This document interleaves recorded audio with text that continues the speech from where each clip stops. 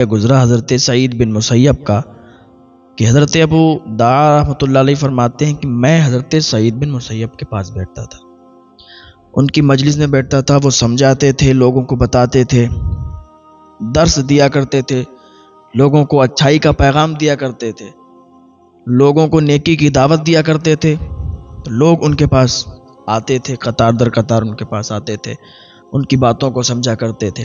میں حضرت سعید بن مسیب رحمۃ اللہ علیہ کے پاس بیٹھتا تو ایک دن ان کی مجلس میں 3-4 دن میرا گیپ ہو گیا، میں ان کی مجلس میں 3-4 دن نہیں حاضر ہوا۔ جب 3-4 دن حاضر نہیں ہوا، اس کے بعد جب گیا تو حضرت سعید بن مسیب فرمانے لگے کہ تو 3-4 دن سے کیوں نہیں آیا، 3-4 دن سے کہاں گیا ہوا تھا؟ تو ابو دعا کہتے ہیں کہ میں نے حضرت سے کہا کہ حضرت میری اہلیہ کا انتقال ہو گیا تھا اور میں تھوڑا گھر پہ تھا، اسی میں لگا ہوا تھا اور اس کا کفن دفن کا انتظام کیا، اب فراغت حاصل کر کے میں آیا ہوں۔ تو حضرت سعید بن مسیب کہتے ہیں مجھے بتانا چاہیے تھا، تو نے مجھے نہیں بتایا، میں بھی آ جاتا اور اس کے جنازے میں شریک ہو جاتا۔ کہتے ہیں حضور یہ غلطی ہوئی مجھ سے، مجھے معاف کریں، میں اب آپ کی مجلس میں آ گیا ہوں۔ تو حضرت نے کہا کہ مجھے یہ بتا ابو دعا، کیا تو دوسرا نکاح کرنا چاہتا ہے، دوسری شادی کرنا چاہتا ہے؟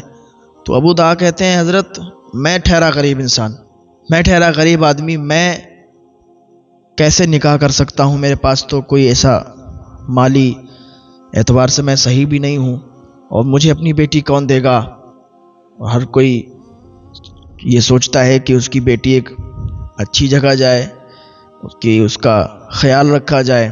میں حضرت اتنا غریب ہوں کہ میں کیسے خیال رکھ سکتا ہوں؟ حضرت سعید بن مسیب فرماتے ہیں کہ ابو دعا اس چیز میں تو یہ زیادہ مت سوچ کہ تیرے پاس مال و دولت نہیں ہے، تجھے اپنی بیٹی کون دے گا؟ بس یہ ہے کہ تو بیٹی کو، جس کی بھی بیٹی تیرے نکاح میں آئے، بس اسے 2 ٹائم کھانا دے دے، یہی ہوتا ہے۔ اب یہ تھوڑی نہ کہ اس کے لیے تجھے مالدار ہونا ہوگا۔ کہا حضرت مجھے اپنی بیٹی پھر کون دے گا اسے؟ کیونکہ آج لوگوں کا حال بتا رہے ہیں نا، کہ لوگ کہتے ہیں نا کہ وہ اچھا خاصا ہونا چاہیے، مالدار ہونا چاہیے۔ حضرت سعید بن مسیب کہتے ہیں کہ اتنا مت سوچ، مجھے یہ بتا کیا تو میری بیٹی سے شادی کرے گا، میری بیٹی سے نکاح کرے گا؟ حضرت ابو دعا کہتے ہیں حضرت یہ آپ کیا فرما رہے ہیں؟ تو حضرت سعید بن مسیب کہتے ہیں کہ بالکل ٹھیک فرما رہا ہوں، کیا تو میری بیٹی سے نکاح کرے گا؟ کہتے ہیں حضرت پھر یہ میرے لیے بہت خوشی کی بات ہے کہ آپ جیسی شخصیت اور اپنی بیٹی کا نکاح مجھ سے کریں گے، کیونکہ یہ اللہ والے لوگ ہوتے ہیں، انہیں مال و دولت کی تمنا نہیں ہوتی، یہ مال و دولت کی طرف نہیں بھاگتے۔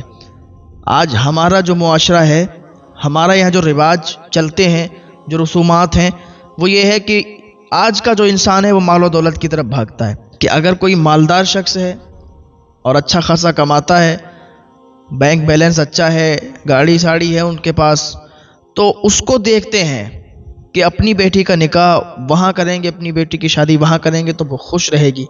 لیکن اللہ والے ایسا نہیں سوچتے، اللہ والے یہ دیکھتے ہیں کہ لڑکا نیک ہے یا نہیں، لڑکا میری بیٹی کو خوش رکھ پائے گا یا نہیں۔ صرف مال و دولت کی وجہ سے لڑکی خوش نہیں رہ سکتی، پیار محبت بھی ہونا چاہیے۔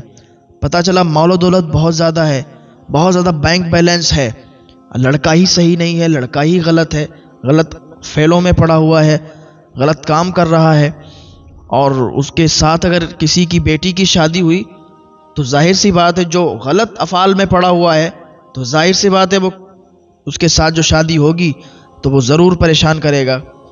تو آپ رشتہ جب ڈھونڈیں تو نیک لڑکا دیکھیں، نمازی دیکھیں، مزدوری کر کے بھی اگر وہ کما کے کھاتا ہو تو وہ لڑکا صحیح ہے، اس کے یہاں آپ رشتہ کر سکتے ہیں تو بہتر ہے۔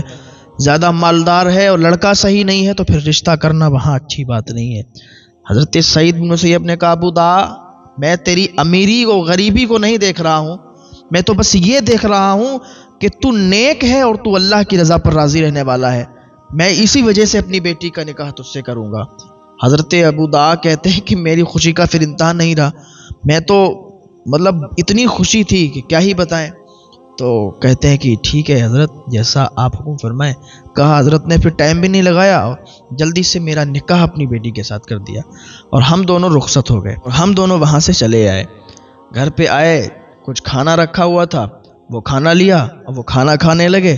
کھانا کھا کے جب فراغت حاصل کی تو مجھے خود یقین نہیں ہو رہا تھا کہ اتنے بڑے اللہ کے ولی نے بیٹی کی شادی مجھ سے کر دی، اپنی بیٹی کا نکاح مجھ سے کر دیا۔ تو کہتے مجھے بھی یقین ہو نہیں رہا تھا، لیکن اب تو نکاح میں آ چکی تھی، تو میں گھر کے چھت پر کھڑا ہوا اور گاؤں والوں کو آواز دی، سب کو بلایا، کہا سنو، میں اب شادی شدہ ہوں، اب غیر شادی شدہ نہیں ہوں۔ میرے نکاح میں جانتے ہو کون آیا ہے؟ گاؤں والے نے کہا بھائی بتاؤ کون آیا ہے؟ کہا میرے نکاح میں حضرت سعید بن مسیب کی بیٹی آئی ہے۔ حضرت سعید بن مسیب نے اپنی بیٹی کا نکاح مجھ سے کیا ہے۔ تو گاؤں والوں نے تعجب مانا کہ کیا بات کرتا ہے، اتنا بڑا اللہ کا ولی ہوتے سے شادی اپنی بیٹی کا کروائے گا؟ تو کہنے لگے اگر تم یقین نہیں کرتے ہو، یقین نہیں آتا ہے، تو گھر میں میری بیوی موجود ہے، اپنی گھروں کی عورتوں کو بھیج دو، وہ دیکھ لیں گی۔ کہا ٹھیک ہے۔ گاؤں کی عورتیں آئیں، دیکھا تو واقعی وہ موجود تھی۔ تو بس یہ ہے کہ یہ اللہ والے ہیں، یہ غریبی اور امیری کو ترجیح نہیں دیتے ہیں، یہ بس یہ چیز دیکھتے ہیں کہ لڑکا نیک ہونا چاہیے۔ ہمیں اپنے سماج کے اندر بھی یہی دیکھنا ہے، اور جو تمام رسومات ہیں ان کو ختم کرنا ہے، جو تمام چال چلن آ رہے ہیں ان کو ختم کر کے بس یہ ہے کہ نکاح کو آسان کرنا ہے۔ نکاح آسان ہو جائے گا تو بہت زیادہ بیماریاں سماج سے دور ہو جائیں گی۔